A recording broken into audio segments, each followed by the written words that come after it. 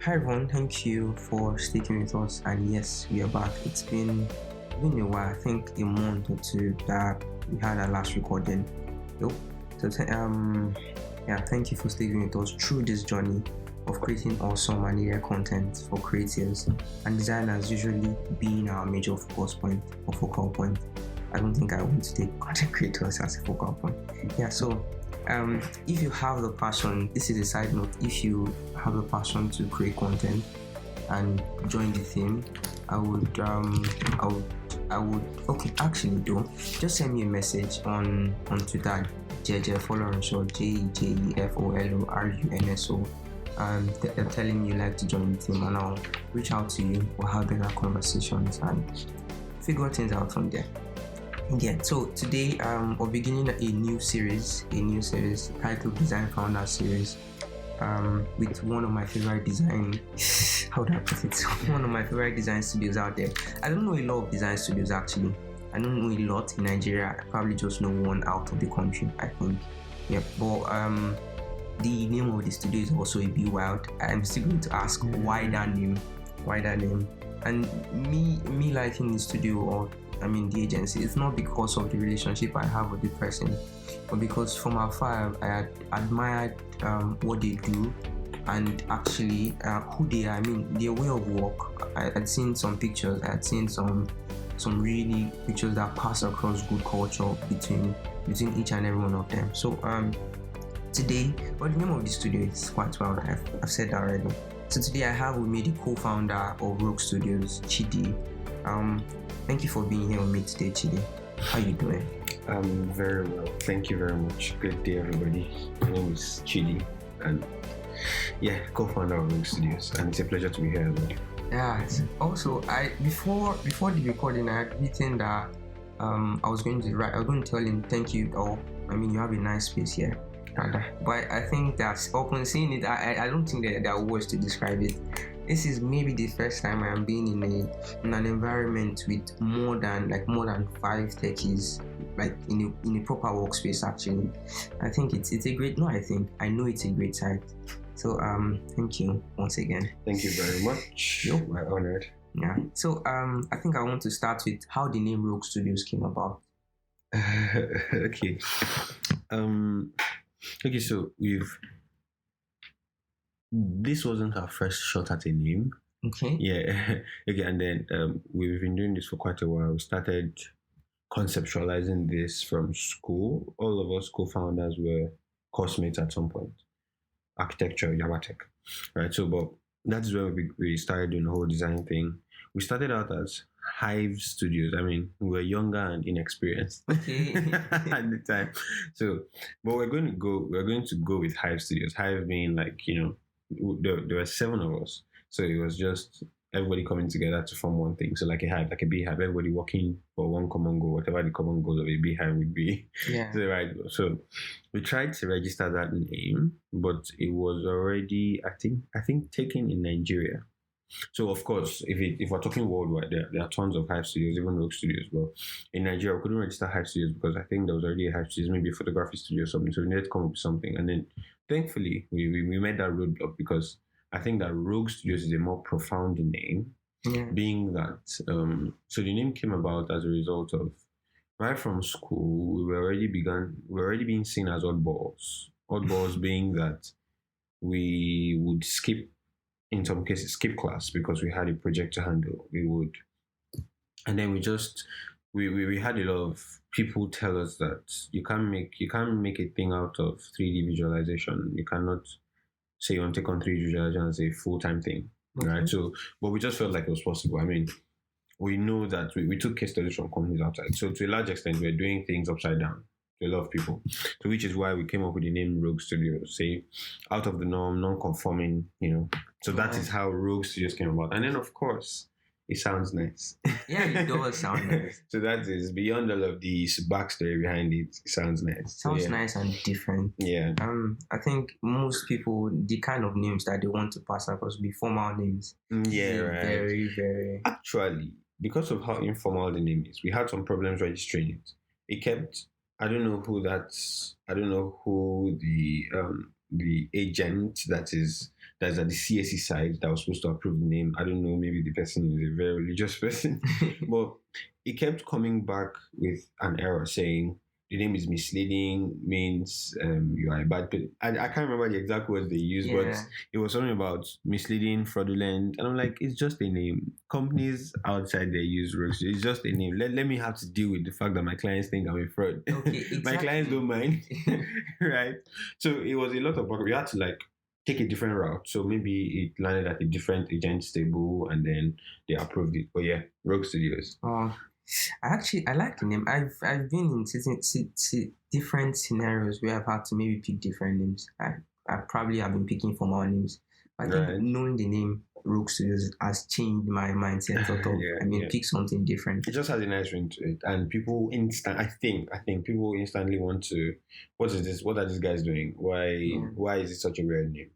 No publicity is bad publicity. Yeah, So, exactly. yeah, right. Yeah, So it just would pique your interest, and then you come and say, "Oh, this is what they do. Fantastic." yeah, thank you. So I also wanted to ask how you guys started. You've talked bit about a that. bit about that. So could you maybe buttress about it?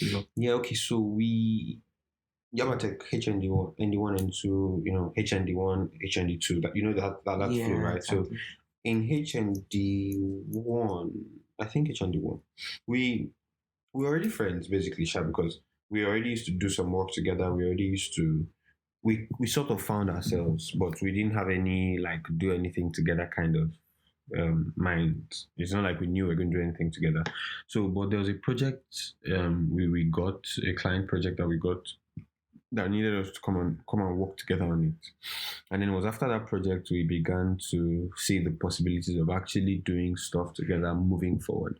We did a pretty good job. I mean, of course, we had misunderstandings, lots of misunderstandings, but we got the project to the end, and the client liked what we did. We were paid badly for it, but don't we all get paid badly at the first time, So, um, in fact, that project was not even 3D rendering. It was a model making project, these paper model things, but then it's still a form of visualization, just not digital. So one of our CTO currently, one of the most technical members of the team, he began to open our eyes to 3D visualization, was sending us courses to take, teaching us basically, and showing us possibilities how that we can legit set up a company out of this, we can legit build a team out of this, and this is an in-demand skill, right? So that was when we began to individually reach out, go on to freelance platforms, Fiverr, etc.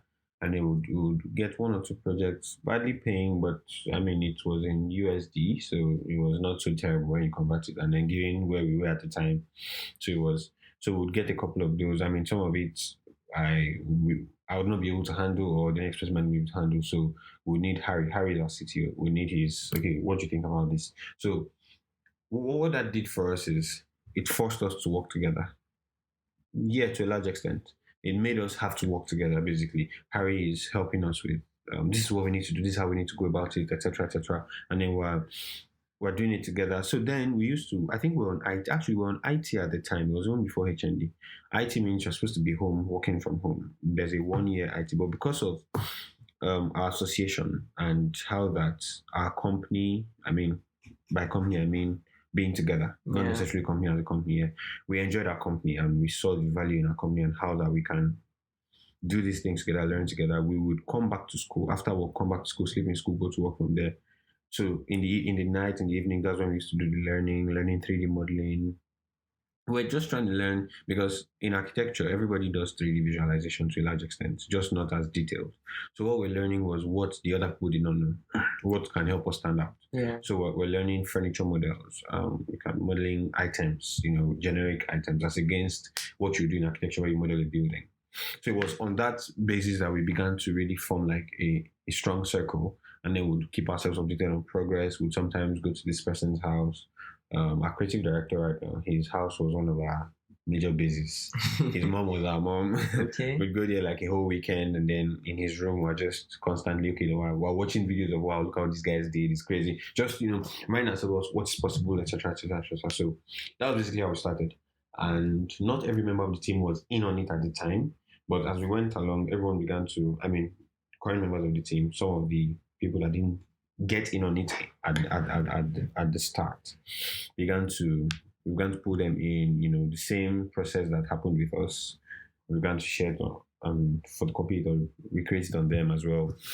And in time, we began to all get better at it, and constantly again, we just kept trying to improve, kept trying to improve, kept trying to improve. That's great to hear. How's the journey been done? Yeah, pretty. I mean, how long ago?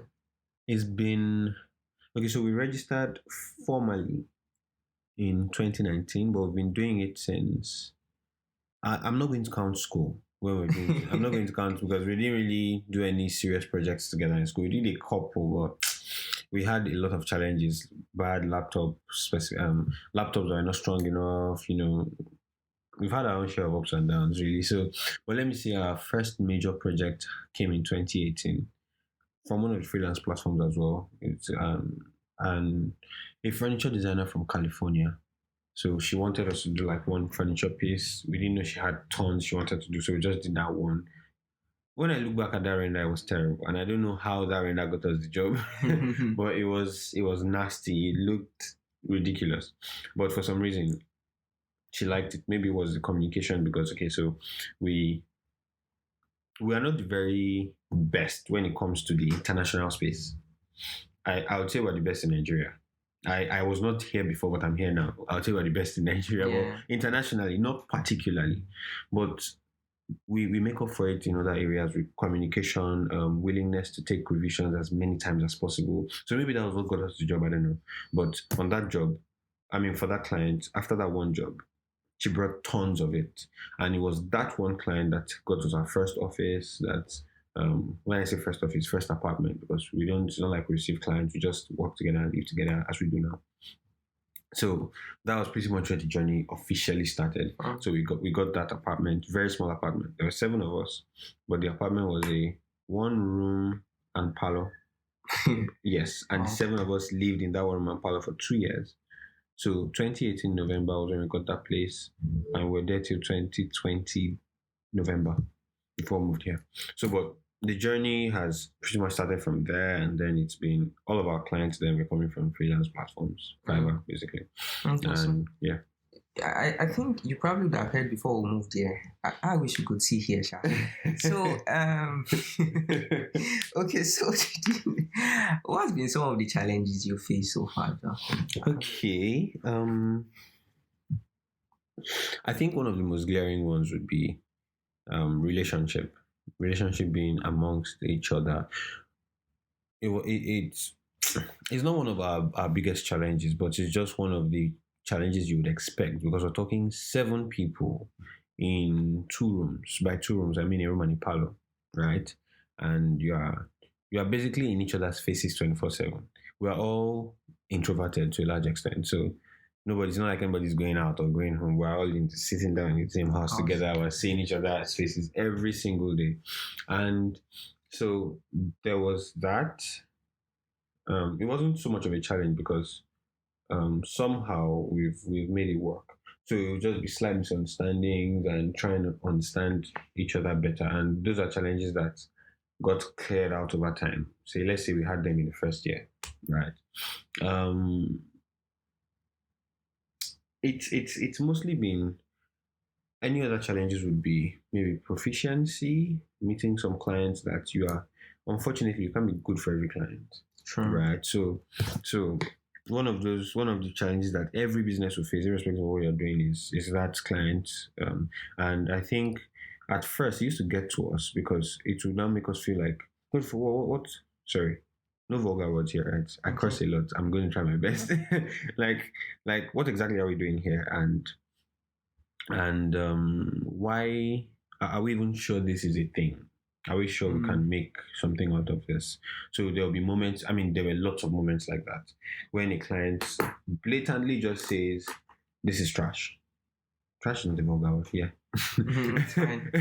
Right, so, but in the way we've overcome that, and this is early stage challenges, we don't, at where we are right now, that doesn't bother us in any way, because, and even where we were, even back then, it wasn't supposed to bother us, because when you put it on a ratio, every product has bad reviews. for some reason, every single product has a bad review. Yeah. We're talking Amazon. If you go on Amazon's choice product would probably be 4.9 because there are some one-star reviews there, 2-star reviews there. So they don't shut down the company because of those 2-star reviews, and taking decisions based on a few bad reviews, or rather taking drastic decisions like that based on a few bad reviews is foolish. Because so where did you now keep the other hundreds of people that gave you a 5-star? Why are you focusing so much on the 10 people that give you a 1-star or a 2-star? Yeah, so right. So it doesn't take away the fact that every product can get better, every service can get better, right? But if anything, we just began to learn that these challenges are just reminders that we cannot please everybody, one, and there's still lots of room for improvement, two, and it's a process. It really is a process, right? So that's another challenge that we had. Maybe client feedback. Another one was, of course, cash flow will probably be everybody's challenge at some point, where we need better hardware, but we cannot afford better hardware. And because of how that we started out very bootstrapped, and we are more of operations guys than documentation guys. So say you want to I'm saying this because let's say you want to now source for funding. You have to produce your books, you have to do a lot of we didn't register the company until like a year after we had begun to operate. Okay. That is how terrible we are with the books. So you couldn't track your books, obviously, if you needed to. Yeah, no, so we could, but it just feels like when you are going for funding, you're providing a lot more than books. You're talking business plans. You're talking. We track our numbers. We track, okay, this is how much you made in this month. This is how much you spend. Blah blah blah. Well, maybe not the way an accountant would do it, and maybe not the way an investor would want to see it. Okay. We just tracked it just for our own purposes. Okay, this is what we did last month. We need to maybe improve on this one, improve on that one, basically. So we had those challenges, and again, they're not really, really terrible. I think the other challenge, another one, was external forces. Being, we knew what we wanted to do, we know what we want to do, right? And we believe that we can make something out of it. But external forces being the people that, so seniors in school, when we first started from school, pretty much everybody said, which 3D rendering company have you seen in Nigeria? And yes, there aren't a lot of them, because the business 3D rendering is not yet as widely appreciated as it should be, especially in Nigeria. In the Western world, in the first world countries, 3D visualization is like a criteria, as a constant. You can almost not do any product or design or any marketing campaign without 3D viz. Yes. Right? We're talking even people that have, if you go on Apple's website, their products on there, they are not the real products. They are 3D renders. Yes. All of it's 3D renders. So, but they had the real product, but they would rather do a 3D render. That is how accepted it is there. So we had the naysayers, we had all of those, and then we had pressure from family, because one or two of us had some family issues. So again, it's still because of the diversity of members of the team. That's where some challenges are coming from. Where some family members feel like what you guys are doing makes no sense, or you're very good. Why do you have to do it with the rest of the guys? Can't you just do it by yourself? Yeah. We had quite a number of those, right? And it's in situations like that, is now the strength of character of the person in question to be able to put his family in check and like, look, I know what I'm doing here, and these people are the reason why I've come this far. So it would be foolish to try to do it myself at this point, So and then there was now, I think, again, relationship understanding, where some members of the team felt like maybe I'm doing a lot more than the next person, and the way we designed our sharing formula was that we split down the middle, right? So sharing formula does not take into consideration who is maybe pioneering what, who is doing what, or who is doing, So that's, if there isn't a very strong sense of understanding, that would be a huge problem. Yes. Where this person is sleeping and I'm having to stay up because I need to complete it. I need to finish a project because there's a deadline on it. And then at the end of the month, we now, that doesn't get put into consideration. Everybody just, whatever is being given to A is being given to B, So that caused some friction at some point. But then again, the strength of character of the members of the team. Really, it was just a question of if this person is not working as hard, we need to just address that instead of trying to get extra for it. Let's just address the hard because everybody needs to work hard. Everybody needs to go hard, right? So those were some of the ups and downs we had, and then proficiency, learning, trying to get better on the thing. It wasn't much of a challenge. It's just the only thing that poses a challenge in that regard is like some people are more passionate than others. So some people are moving faster than others. Again, not so, it still kind of ties into the previous one I talked about where it feels like I'm doing more than the next person. Yeah, but so those were the basic challenges we had at the early stages. All right. I want to talk about challenges we're having now. I think we'll come to that. Okay, yeah, those are more of the early there is a question I want to ask from, let's say, from 3 years down the line up until this very moment. Do you still have the same pioneers of the Rogue Studio team as you have now, or did anyone leave? The major pioneers. Okay. Do you still have the same team? Yes, it's still all 7 of us. That's serious. Yes. That's serious. And I think that's one of our biggest advantages, the fact that, if anything, again, that was one thing that everybody said is not possible. How would you have, and we have not seen it work with any other person. How that 7 persons would stay together for 3 to 4 years while living in the same house, building a business together, and we were all still the same 7 before, the same 7 now. Yeah. Okay, so that brings me to a question. What are some of the wins you faced? I didn't get that. Some of your wins as wins. An agency, okay. Right? I also come to some of your wins as a co-founder. I mean, you have some things that you're proud about, like leading a team like this. But first of all, what are your wins as an agency? I mean, probably awards. I don't know. Yeah, well, okay, so most of our, and this is something we're trying to fix. This is another challenge. The fact that we are not as out there as we probably should. Yeah. We just go straight to the client. We're more of, let's get this job done, right? Our online presence is not even as strong as it probably should be for the quality of clients that we handle, right? So our recognition is not fantastic out there, which is something we're trying to fix. So that is the current challenge, right? But again, fixing that kind of problem will come if you have people taking care of operations. You cannot be worrying about the client's deadline or worrying about what to post on social media, that kind of thing. So, but some of our wins have been more in the client side, where we've had some clients tell us that we're talking clients in the US and in Europe, that they have worked with the different agencies and we are by far the best. It feels like they're lying, because how can you say we are the best, right? So, but things like that. So a lot of our wins have been more from our client conversations and what they say about our service and the kinds of referrals that we get. One of the more profound ones was when we got invited in 2021. So that one was more of a recognition thing now than a client thing. It was when we got invited in 2021 to the Nigerian Institute of Architects Forum. Is it forum they call it? Yeah. They do this thing at Eco Hotels every year. I think it's every year. Lagos Architects Forum. So I think I saw pictures of that. Yeah. So we're invited to come exhibit there. We exhibited. We also gave a bit of a talk. So that was a very good moment for us, because if anything, we're not really architects, or rather, we don't practice architecture. I dropped out of architecture school, right? So if it's by capacity as an architect, hell no, I'm not. I have nothing to do there. But we got a call from one of the NIA members requesting that, or rather, offering that we come exhibit. So that felt really good.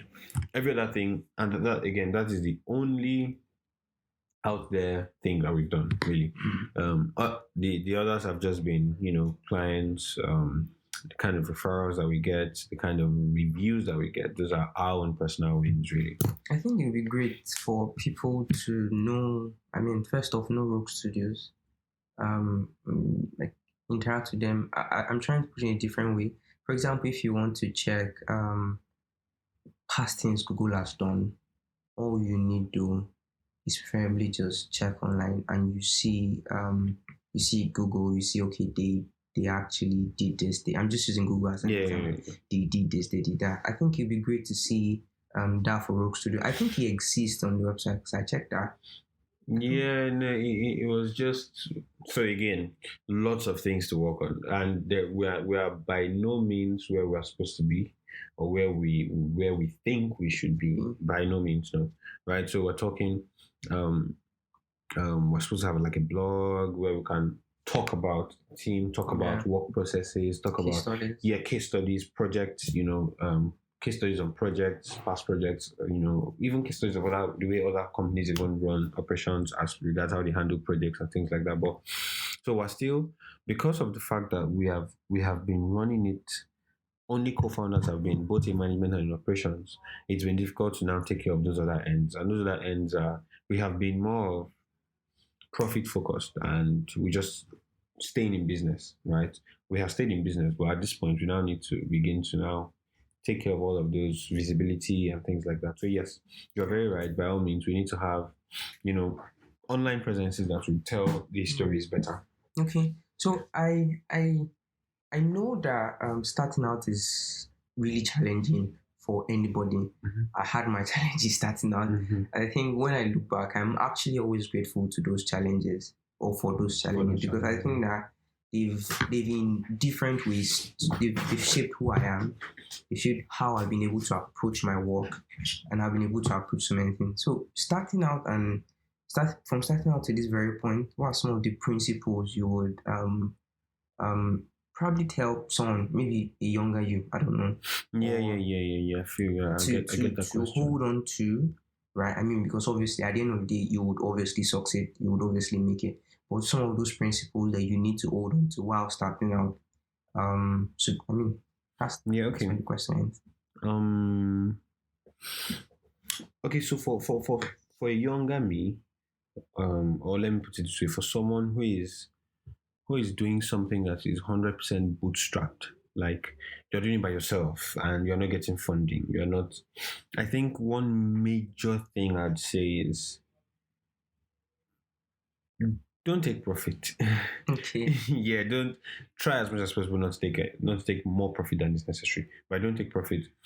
If you're doing so, what we did, and again, it was drastic, but that is how that we were able to do all of the things we have done right now without external funding.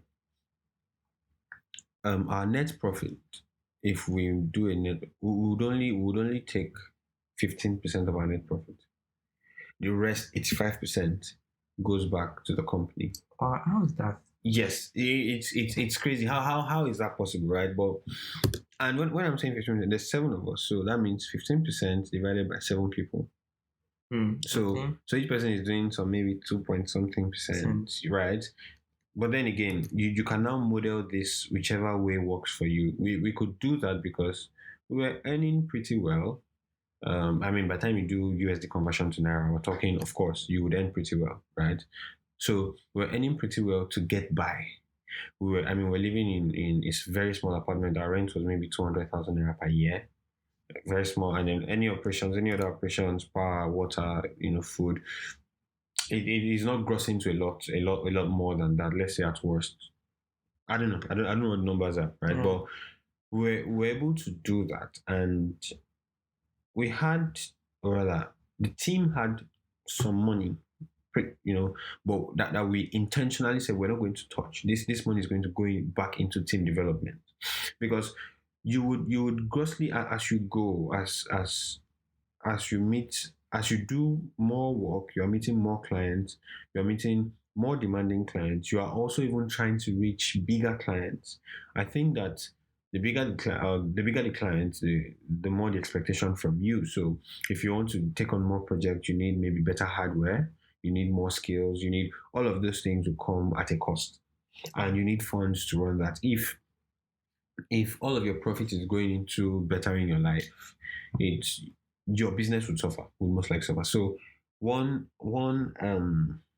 advice or tip or principle would be take as little profit as is possible. I mean, as is possible, being you have handled the basics. If you're a creative or you're a tech person, internet power is one of your basics. Like we had, as frugal as we had two generators. We had like two different internet providers. We would have all of those things, but we would almost not have enough clothes to wear. That was Okay. how all of our shirts would be like 1.5. We just buy like many of those 1.5 shirts, black, white. We still do that to today. It's pretty much plain clothes shirts. All my whole wardrobe is full of that, right? Okay. And we're not going overboard on things that are not necessary. It's just okay. I absolutely have to send money to my family because there's something important to do. I send. I absolutely have to do this. I do that. But where we're doing more of the spending was we're buying courses, we were doing ads, we were things that tie back directly back to the business. We would get if there was a time that one of our generators broke down and we could not fix it. So while we're waiting for the guy to come fix it, we went and got a new gen.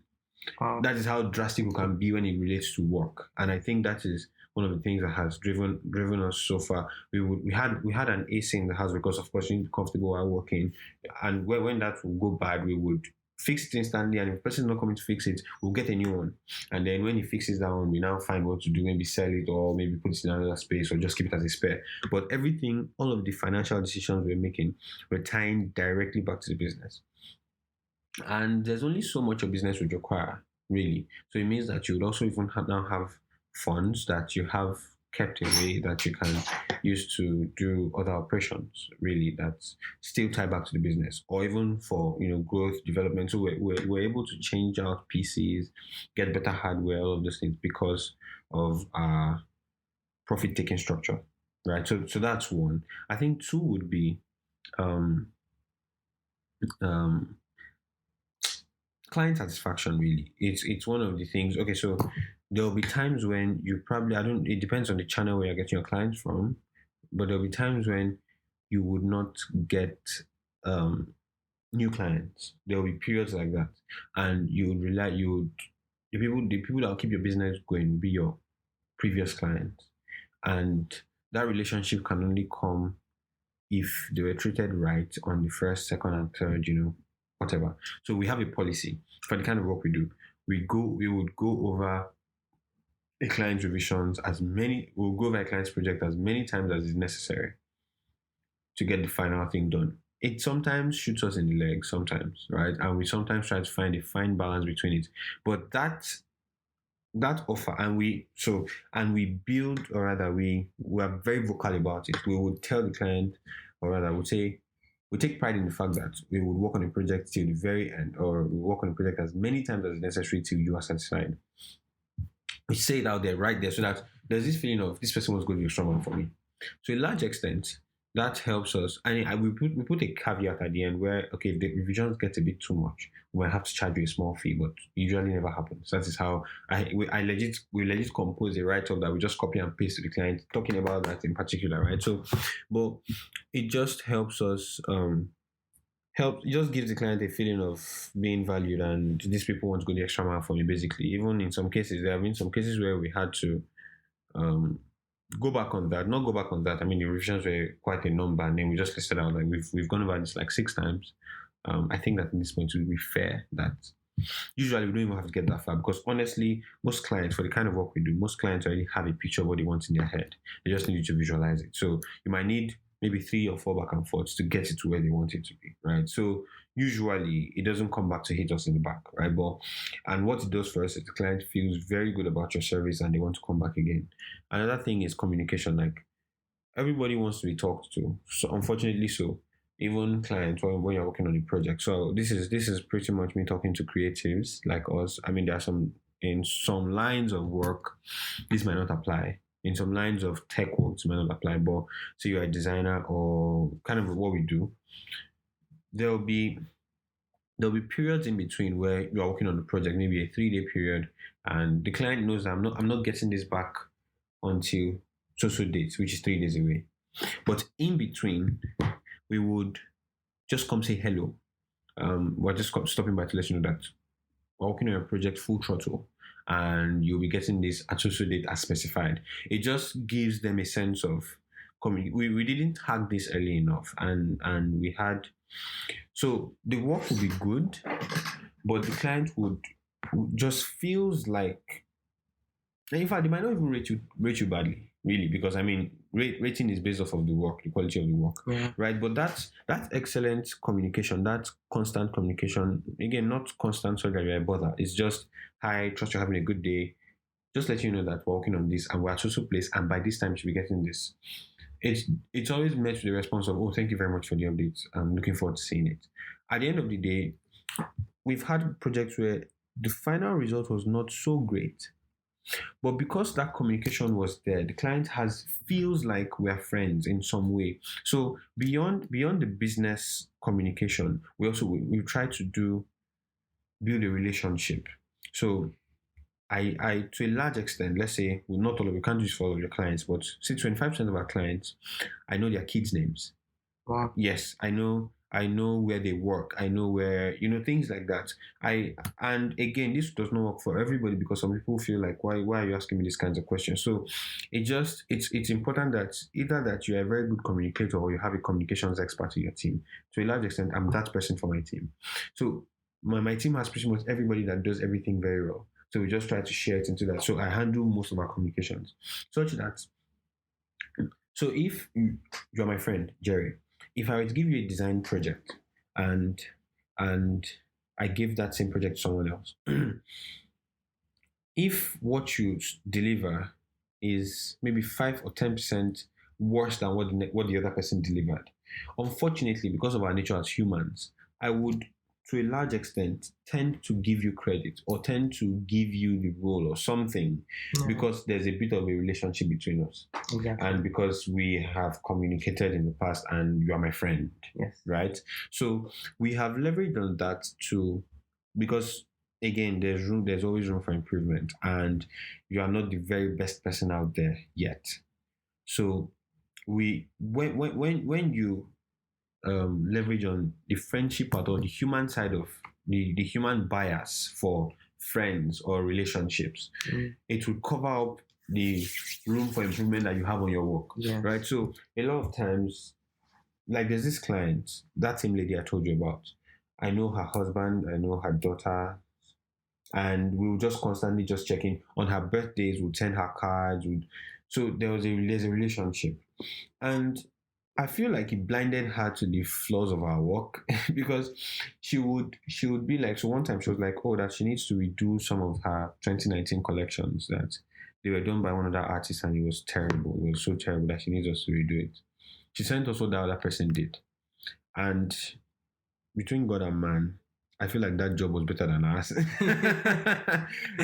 Okay. Right? But she said it's terrible, like you guys just have to really redo this for me because I didn't know how somebody would do this kind of nonsense. And I'm like, what are you talking about? In my head, anyways, I'm like, oh really? Wow, this looks why do you do this nonsense? I'm sure I took the job. Yeah. Right. So but that is what communication would do, right? Say client relationship. And again, you have to be a very good communicator to know when this person is not interested in this nonsense friendship you are bringing.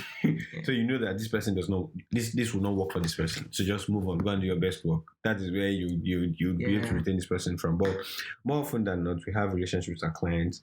When they fall sick, they'll send us pictures in the hospital. I'm so sorry, I had an accident.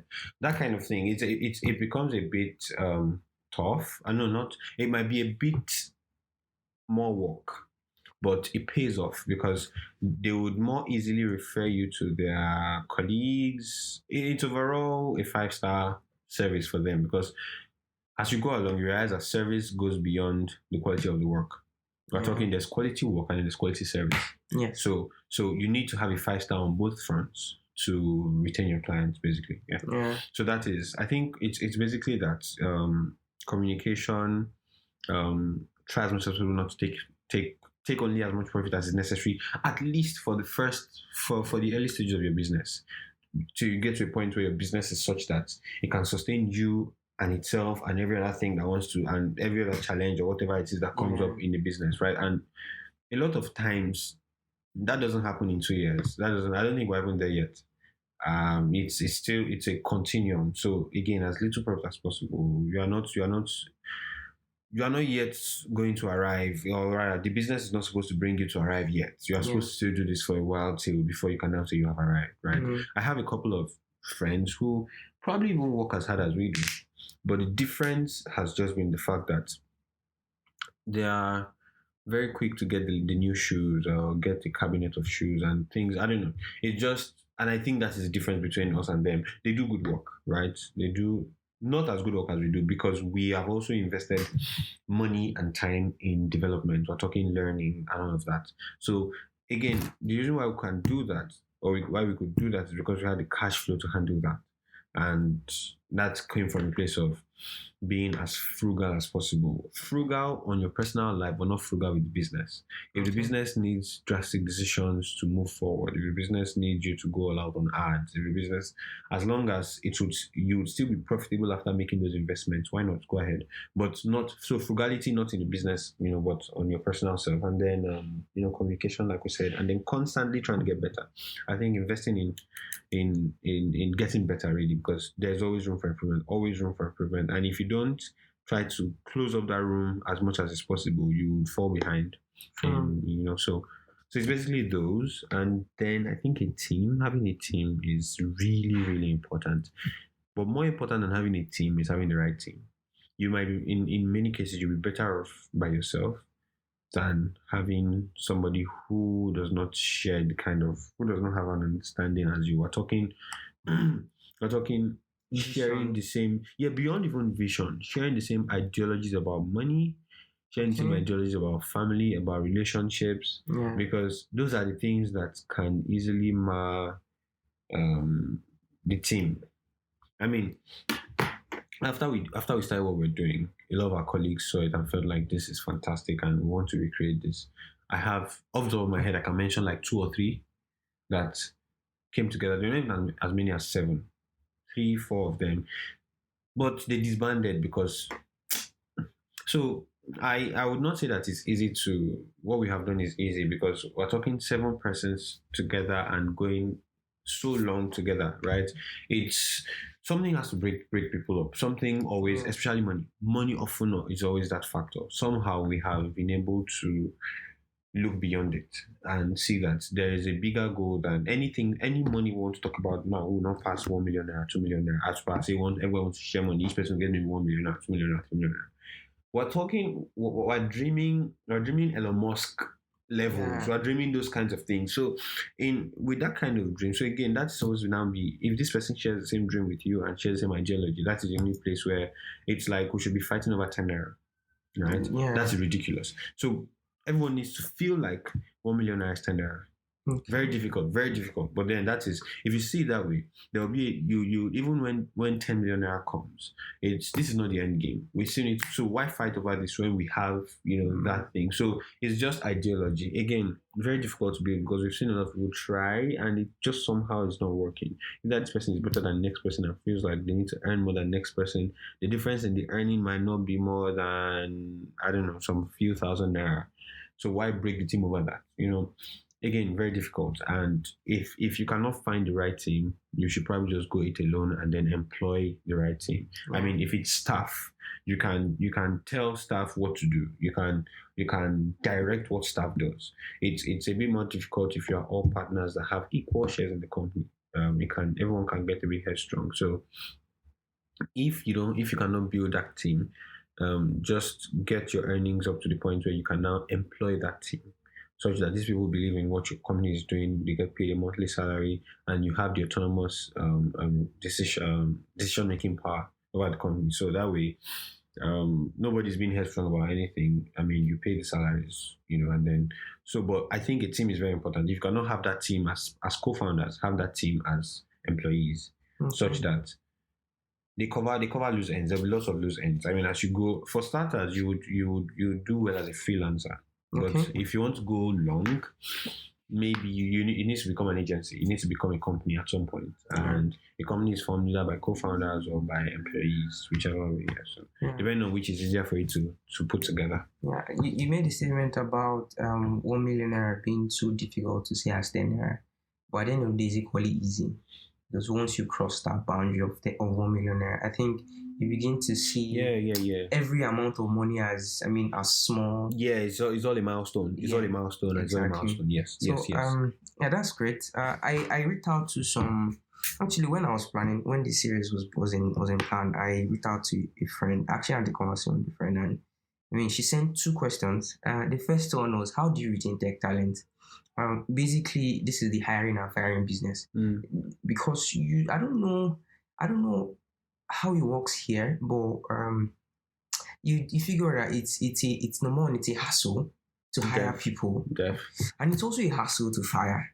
Yeah. So number one, how do you retain, and also the hiring and firing business? How do you handle that part? Okay. Okay, I think a lot of the things I've talked about have been when we've been starting out and all of those things. I've not really talked about what our operations are like right now. And so I'll talk about the hiring. So in order to get to to retaining, in order to get to the retaining part, I'll talk about the way we have set up our business model right now and why it automatically is a retention strategy.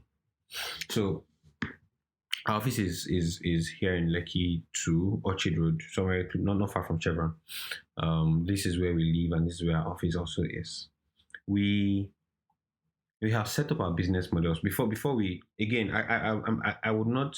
Everything I'm just going to say is based on what we've done so far. I know there's still a lot for us to learn because we are only about 4 months into having staff fully work from home, fully work from the office. Previously, for the last maybe 6 months thereabouts, we've had staff work from home. Not a lot of them, maybe like 3 or 4 of them. The bulk of the work has been handled by us, co-founders. So this whole employee thing, and then we are now fully handling management. Just started like some 4 months ago, thereabout, or 3 months ago. So anything I'm saying, just take it as the wealth of experience of 3 months. Right? So we looked at the businesses in Lagos, and we tried to look at the peculiar challenges. Challenges would be, we're talking traffic, we're talking productive hours being spent in traffic. The average mainland living person that works on the island maybe spends average of maybe 5 hours per day in traffic, maybe more, but let's say 5 hours per day in traffic. So that is 5 hours out of 24. We're talking that is like 20% of the day, more than 20% of the day in traffic. Then we're now talking. So in fact, that's the basic challenge with working in Lagos, traffic. Then there's now workspace environment. There's now the relationship between you and maybe your bosses. Those are the most peculiar challenges, I think. So before we even began to do this work on site thing, we decided that we're going to tackle all these challenges because we want to make our workspace. We're trying to remodel a mini Google or a mini Google, Apple, whatever. Yeah, those kinds of workspaces where nothing is rigid. Just come in and do your best work. Yeah. And every other thing is enabling for you to do your best work. So we decided that we're going to make accommodation, or rather sleeping provisions for every single member of staff. So every member of our staff right now can pass the night here whenever they want to. By here, I mean we have. So we have 2 buildings within this estate.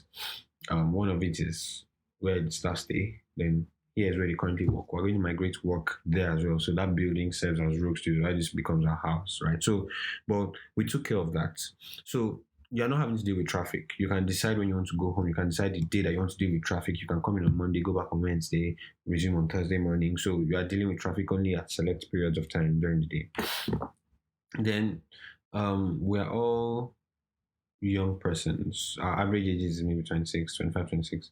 So to a large extent, people are employing around those ages as well. So relationship is prime to a large extent. We're talking midday, we're doing football banter or break hours, right? Yeah. Break hours, we're doing, all of those kinds of things. And this is employer to employee relationship. Why do you all Liverpool, sir? Sorry? Yes. Real Madrid stole our shine, but yeah, Papa. I was waiting for the perfect moment to say that. Yes, I'm a Liverpool fan of Liverpool, right? So, it's that employer-employee relationship makes things very easy. So it's like you don't feel like you're going to work. You feel like you are going to hang out with your friends, and then you are walking by the side. That's how it feels, right? And say midday, we'll just randomly crack jokes, maybe randomly go outside, play table tennis. We have a table tennis board. We have all of those things just to make the workspace feel as relaxed as possible, not taking away from the fact that we need to work hard, right? But the environment just needs to be as relaxed as possible and as enabling as possible. Yeah.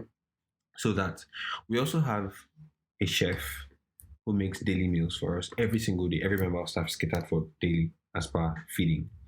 So, and then we now have, because of the fact that we have talent, but there's still a lot of learning to be done. Even getting them to be as good as we are has not been as easy. So we're having to now do intense training. So all of those things, all of these things I've mentioned, you are focused on. You see that they're focused on comfort for staff, comfort for everyone, basically, right? The same thing I eat is what everybody else eats, is what and then that relationship, we keep it going so that everybody feels valued, everybody feels appreciated, and everybody feels like all you have to do is just do your best work. You'll be taken care of as per feeding. You can pass the night here when you want to. There's a cleaner who takes care of all of the cleaning needs, does all the dishes. All you just have to do is show up and work. This place is fully powered 24/7, internet, power. So, and then you have access to people who are better than you are. So you can develop as much as you want to. I mean, your development is in your hands, basically, right? So, so all of those things are automatically a retention strategy. This will be difficult to replicate for every other person. So it's now for you to look at your own business model and decide what your retention strategy is or is going to be. But retention, just I think one constant thing would just be making everyone feel valued. Basically, that is a good retention strategy, and having periodic meetings where you visualize the cause for the company. You chart a course for the company's development, so that everybody sees that we're not stagnant. This is the plan. In Q4 2022, we should be at XYZ place. So there's something for everyone to look forward to. Everyone wants to feel like they're part of something that is moving, right? So retaining tech talent, yes, as long as there's a feeling of this train that I'm on is moving, and the farther this train goes, the better I get, right? The better for me. So if anything, I want to do my best to invest in this train's movement, basically, right? And because these tech talents are probably staff, they cannot visualize the path for you. You have to visualize it for them, and then they will see it. They might have ideas, right? They might have, but it's you need to either make the environment enabling for the ideas to come out, or come up with the ideas and let them see that this is the clear path and this is what we're doing to get there. So everyone feels. I think a survey was carried out, and people. I'm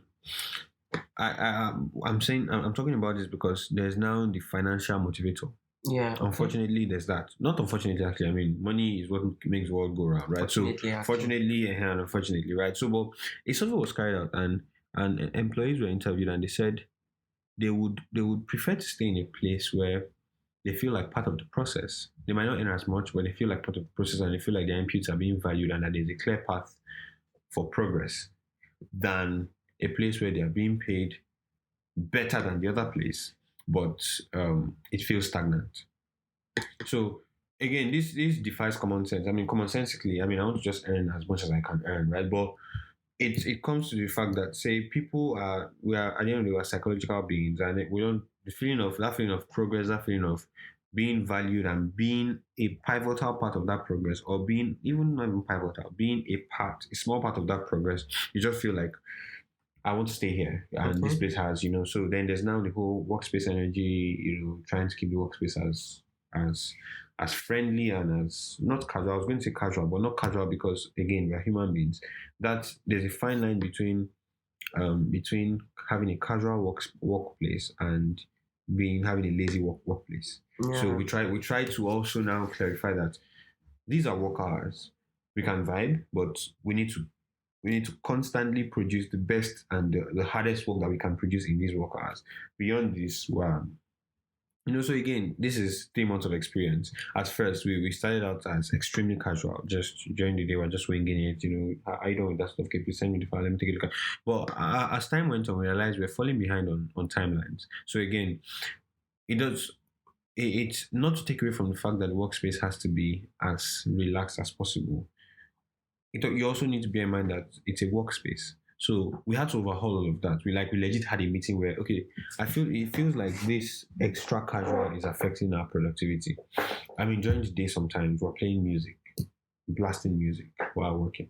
It works in some cases, right? But to a large extent, because of the fact that loud music is synonymous to faji, Obviously. right? So your subconscious is not as focused. Yeah. So we scrapped all of that, and we're like, between the hours of 9 to 6, we're going to keep it. We're going to keep the workspace energy at workspace energy. I mean, we'll crack jokes, we'll yeah, Chris, that kind of thing. But workspace energy works. From 6, we take a bit of a break because a lot of the guys don't. A lot of the guys pass the night here, so they're mostly in the workspace, around the clock, right? So work still goes on even beyond work hours.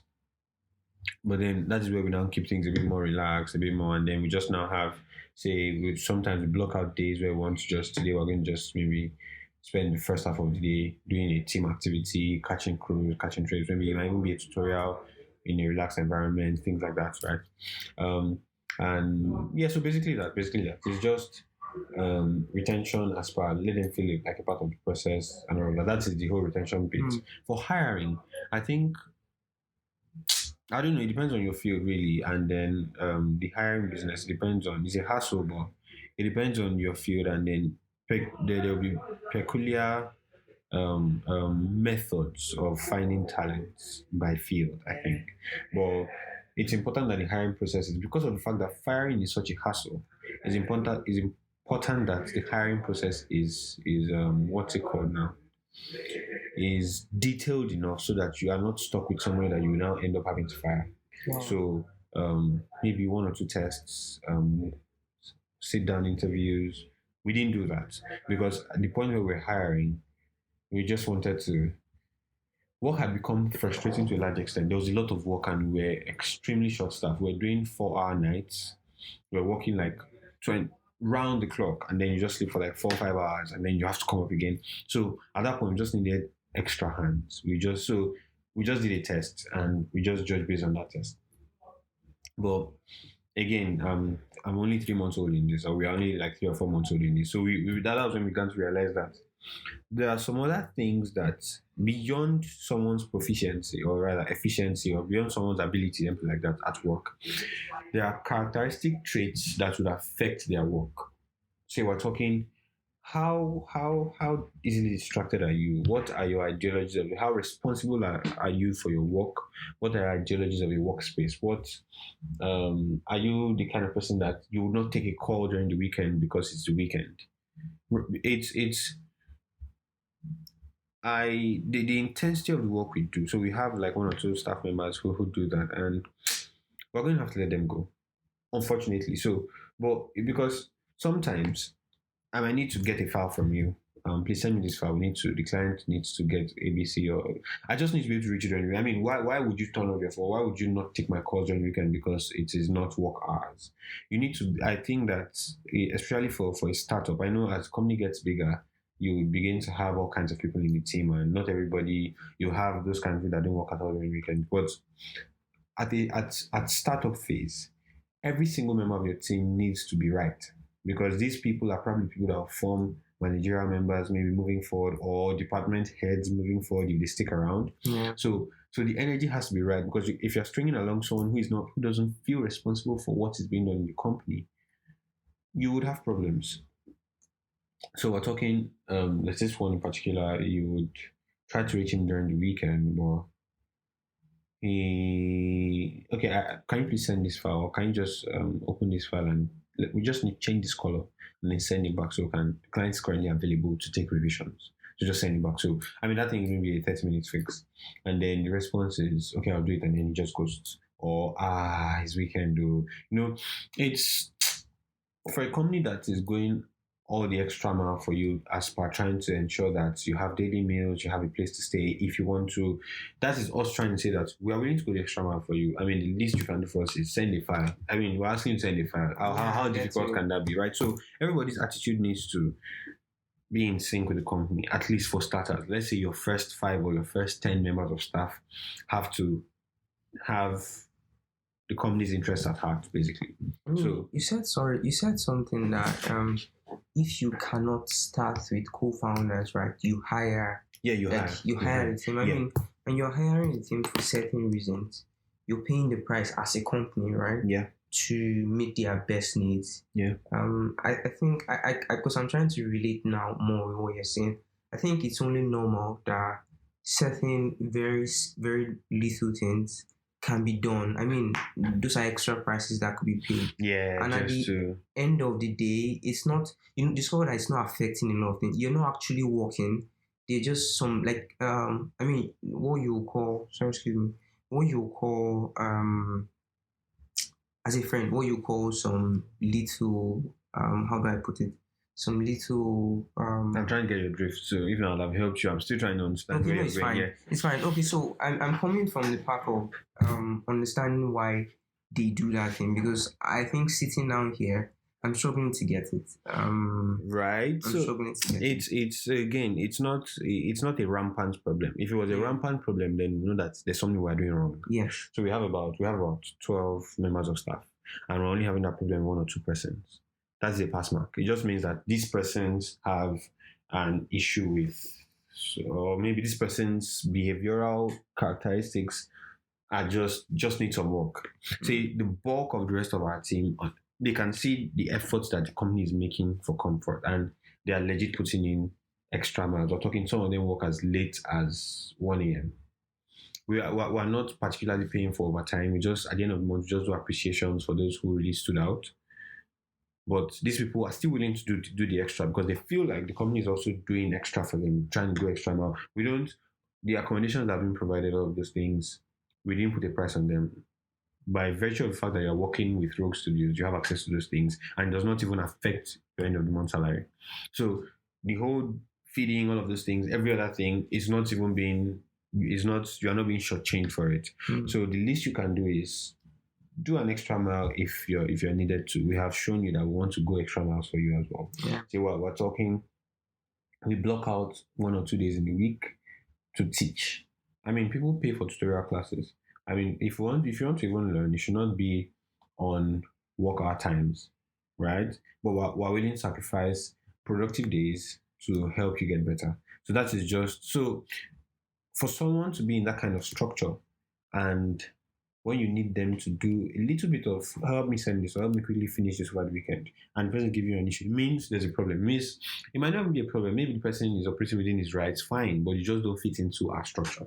So, so each person has to be right for your structure and then for the plans that you have for moving forward. Yeah. So that's basically that. Then coming to the firing business, because of how that we've set things up, that firing business is going to be very messy. We have not really done any firing per se. We have had to fire because we're doing remote work before we moved to fully on site, and we said we're not going to do any remote at all. So the guys that were working with us remotely, who could not, some of them are not even in Lagos. So a couple of them in Abuja, Kano, we had to let them go, right? So that was, I mean, it was the call was messy. It was a Zoom call. It was a bit messy. This is the direction we're having to go now, where we're losing, we're not as efficient because there's a gap between us.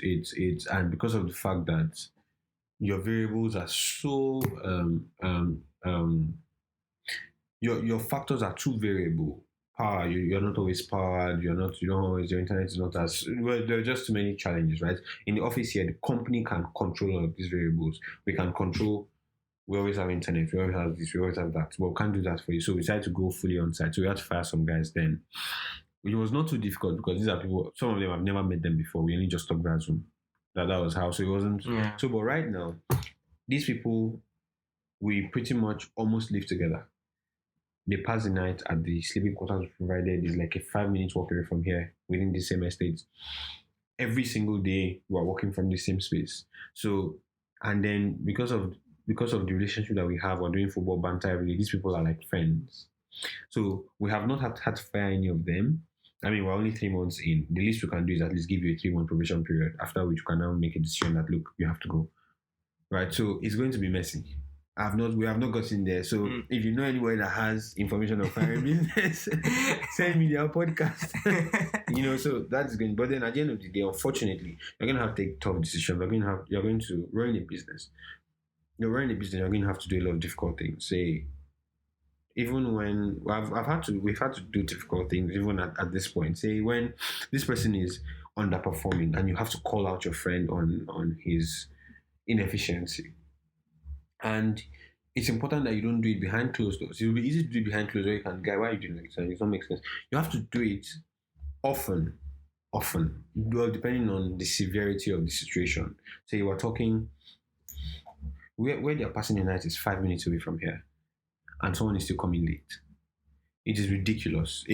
There is no premise for not resuming by 9 a.m. If you were working, if you had to come from home, you are going to have to be up by 6 or something to beat the traffic. But we have provided such that you are leaving, or rather, you are passing the night 5 minutes away. You have to literally walk 5 minutes, and you cannot get here by 9. That is meant, right? So that kind of thing is a visible. I mean, it's one thing if maybe the person is not delivering on his project, or his project's quality is not good, it's not very good. That is not so visible. So you can have that conversation in person. I'm coming to this because the other one is a very visible violation of the structure's policy. Okay. So that means everybody can see that this person is doing this, and nothing was said. Even if you say it behind closed doors, nobody else knows that was said. So to them, this person is doing this and is getting away with it. So managing people, you have to be very firm. Often, you really have to be very firm, no matter how, or else your business will suffer. So I've had to call out, like I've had to do talking to in public. No, by I mean in public, in our maybe start of the week meetings where we want to outline what we have to do for the week. Person X, on what basis did you come late yesterday? You are literally 5 minutes away from this place. How on earth did you, like, it is, if you were to go home, so that's it becomes it's difficult, because this person is, I think this person is even older than I am, but you have to do it for the sake of your business. And I made it clear in one or two of those conversations. Disrespect me, I don't mind, but don't disrespect the company. You coming late when you are literally 5 minutes away is a slap on the company's face. The company that is a slap on the company's face for providing you that accommodation that's so close in order to help you come as early as possible, and you still violate this. So I'm talking some 30 minutes late. That there's no premise, So that talking to, beyond the fact that it calls the person out and tells the person you are messing up, it also tells everyone that this is unacceptable. So you have to be firm. It's just it's a maze that needs very careful navigation, and you have to do it in such a way that, as much as possible, it doesn't affect the person. It doesn't affect your relationship, which is why I threw in the disrespect me if you want to. I don't mind. Do what you want to do with me, but don't disrespect my company, because I don't disrespect the company, never my company. So again, these things are because of how human we are, and how that everyone has an ego to a large extent, and how everyone, so you have to play it again. You need to learn a lot of things, and it's not even. I'm having to even take business management courses, people courses, people management courses, all of those things. It's a continuum learning is a continuum that never stops, depending on whatever capacity you're having to feel at the moment. Because thankfully, we're in an age where everything is everywhere. All of the things we know right now, as per even 3D rendering, was mostly learned from YouTube. Between God and man, yes, YouTube. Mostly from YouTube, 1 or 2 courses that were bought online, 6-month courses, 3-month courses, but it's all a learning process that you can easily acquire from the comfort of your home. So yeah, as you're entering new phases, you're going to have to keep learning on all of those things, so that you can navigate or manage your company as best as possible. But yeah. Okay. It's been great having this conversation. I've had to listen and also think while we're talking, because I come from a place of trying to build 2 different things for or theory themes for the community. Okay. I tried like 2 theory times. At the end of the day, every single one of them were my friends, are still my friends. Mm-hmm. You find out that it's not worked for certain reasons. First set, I think, was majorly because we didn't share the same goals. Okay. Second, I think there were just some subtle issues. I mean, proficiency, as you said. Okay. I don't know, relationship as well. They've all been there at some point. I think listening has also made me to replay some things in my head and also figure out some things I need to work on, I need to improve on. Not just for the team, Yeah. but also for myself. Yeah. I mean, as the leader of the team. Yeah. So it's been great having this conversation. I'm pretty sure that I think if someone takes the time out, even with by ourselves, to listen to it, they obviously learn a thing or two. And the good thing is that it's not restricted to a single field design. Yeah. It's restricted to Pretty like much applies. practically every co-working. Yeah. Every team team basically. you can find. So it's been great having this conversation. I just want to ask more or less like a closing statement, or maybe one thing you like to tell, and every person that listens to. Okay. We didn't particularly talk about this at all through the whole of the podcast. But I think consistency is like, if I want to say one last thing, it will just be stay consistent. As long as what you're doing, to you know that it can build, or rather, how do I want to put it? As long as you know that it can go long, and you know that what you're doing is the right thing, as far this is what you want to do, and there's a future to this. You can pick out a couple of case studies of people that have done this or that are successful in this. Just stay consistent with it. Consistent as far you're constantly doing this one thing and getting better in this one field and going as far and as long as possible in this one thing. Unless there's a generational curse on your head, it would definitely yield fruits as long as you are giving it as much time, energy, and which is one of the biggest challenges I have with school, which is one of my biggest agitations against school. That 4 years in school, if you spend 4 years in, how long have you been in design, Jerry? I think, okay, when I started exactly. Let's say the first day you opened any design software. Okay, I think I was in secondary school. I think Okay. that would be like about 7 years ago. No, you are not my case study. Okay. But you get the point. No, I get You get the point. No, Say you cannot do something actively for 3 years and not begin to see results. No, me opening Korojo at the time wasn't for me to be a designer. Fantastic. It was just trying. So let's even say when you actively started to go into design. Okay, I think that would be like 2019. Okay, yeah. 2019. And I think that the last time we had a conversation where you told me you were working with a company outside the country, this was maybe 2020 or 2021. Yeah, 2021. So we're talking 2 years. Yeah. And that is, in school we spent 4 years plus. I can't wrap. It makes no sense to me yet. Yes. There's no, even if you want to start selling spare parts and you stick to that spare part business, you learn everything you want to learn in that spare part business for 2 years, and you begin to apply it for the next, say, 2 years is enough time to make something out of it. Even if it's not where you want to be, but something that you can be known for, and then all you have to do is keep at it. So it's just consistent. Just pick the thing, pick the niche, pick the direction, and just have, you don't even need to know exactly where you want to be in 5 years. Honestly, a lot of decisions we've made are very spontaneous. We have 5 year, we don't have a 5 year plan. I'm sorry. Seriously. Oh, I swear. Wow. What we just do is we try to take, so we have a vague idea of this is the direction and we want to expand to XYZ by so time. That is it. And then we are now taking best decisions per time. That's why we have daily meetings. So we have like everyday meetings where we discuss plans.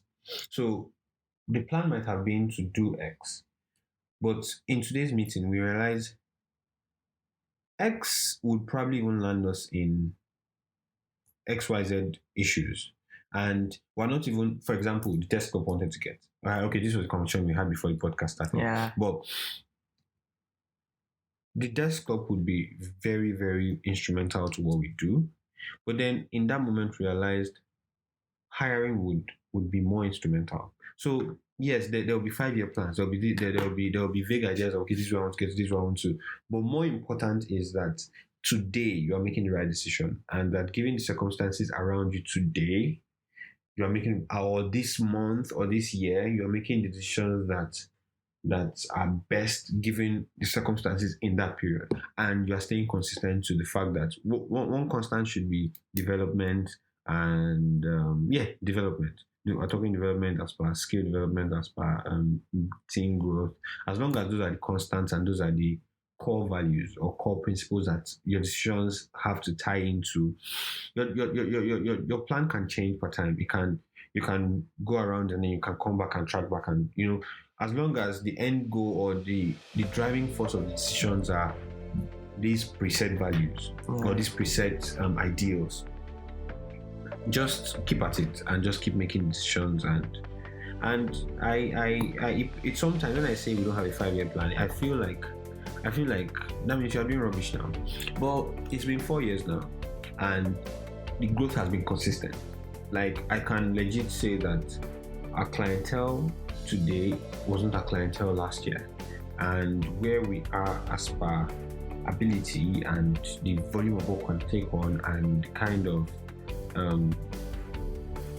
basically where we are as a company basically is not where we were 2 years ago. And we did not particularly chart or draw an exact timeline or whatever to follow, but we're just taking the best decisions per time. Again, I know a lot of people disagree with me on this, and I may be wrong on this. It's probably going to be better to have a long-term plan like that.